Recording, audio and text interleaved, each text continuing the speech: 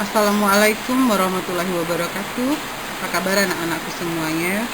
Semoga kalian semua dalam kondisi yang sehat dan siap untuk mengikuti pembelajaran kita kali ini.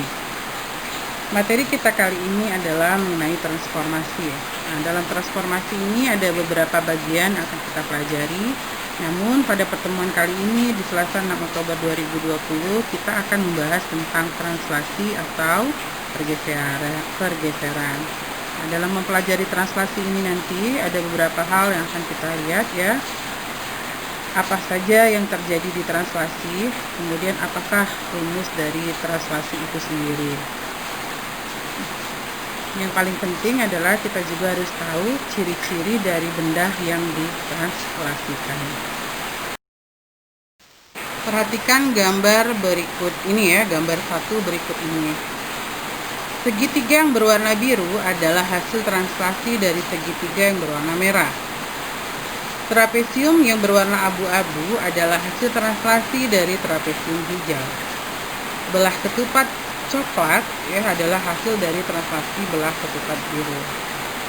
Nah, ketiga bangun tersebut bergeser menurut aturan tertentu. Coba kalian amati, kalian perhatikan dengan baik-baik.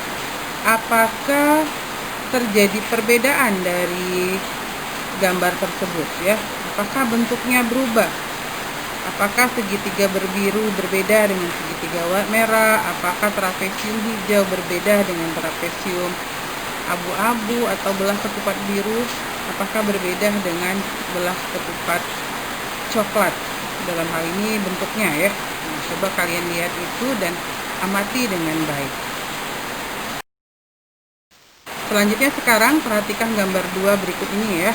Ini ada titik A dengan koordinat negatif 4,5 ditranslasikan menjadi titik A aksen, koordinatnya berubah menjadi negatif 3,6. Titik B 3,2 ditranslasikan menjadi B aksen 7,6. Titik C negatif 3, negatif 3 ditranslasikan menjadi C aksen negatif 6,2. Nah,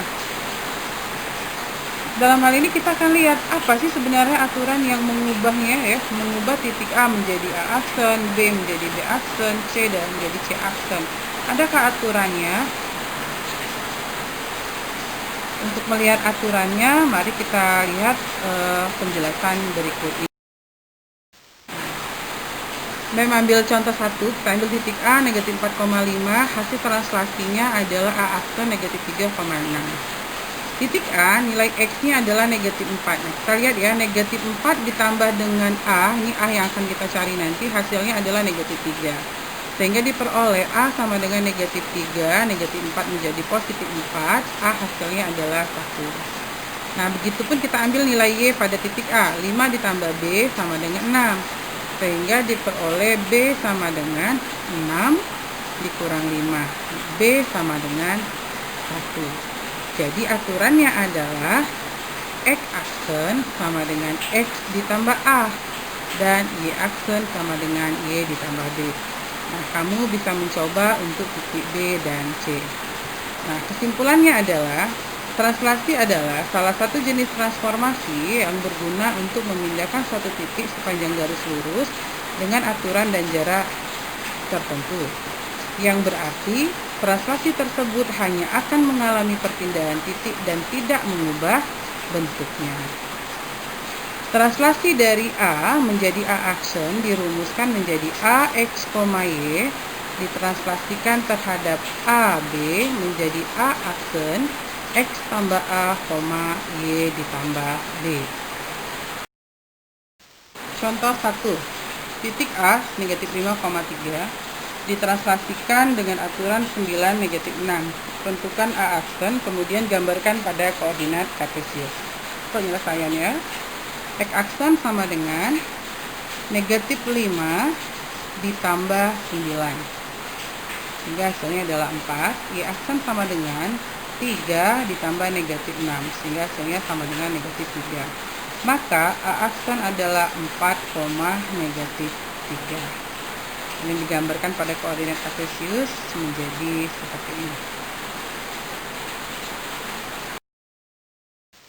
contoh yang kedua, titik B aksen negatif 3, negatif 3 ditranslasikan dengan aturan negatif 6, negatif 8. Tentukan titik B. Penyelesaiannya, X aksen sama dengan X ditambah A.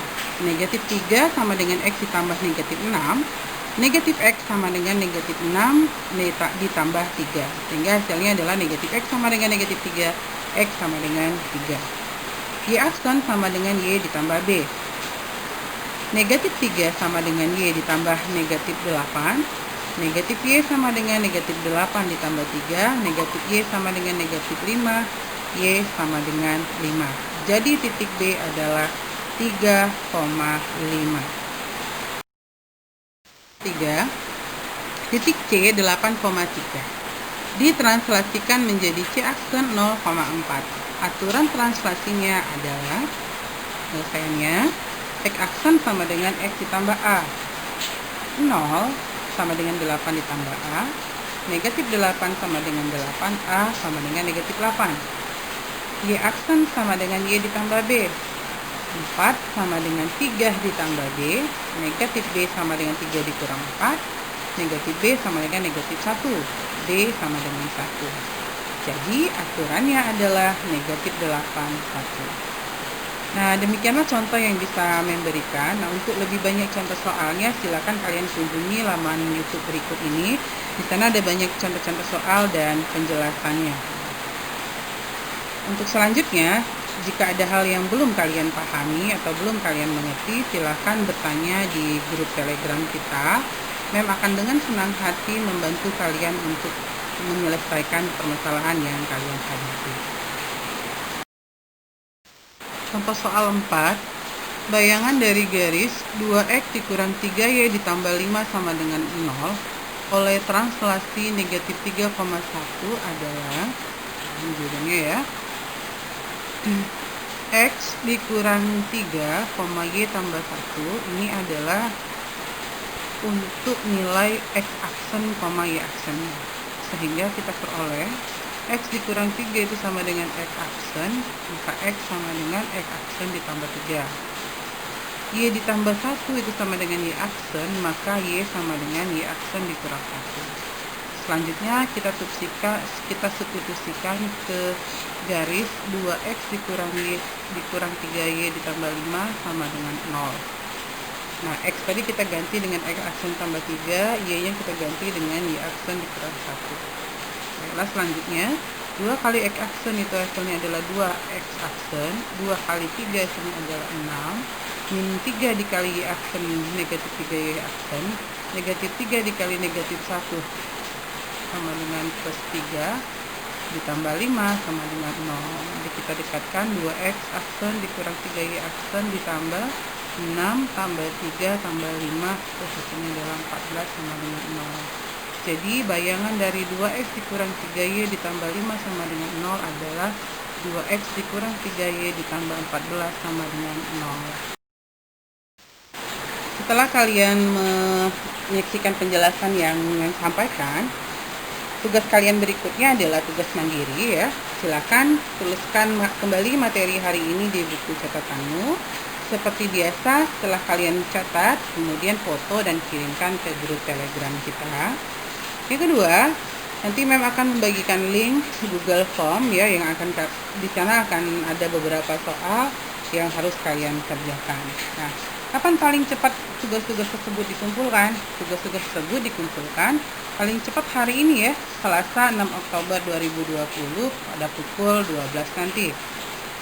Dan kapan paling lambat tugas tersebut akan dikumpulkan?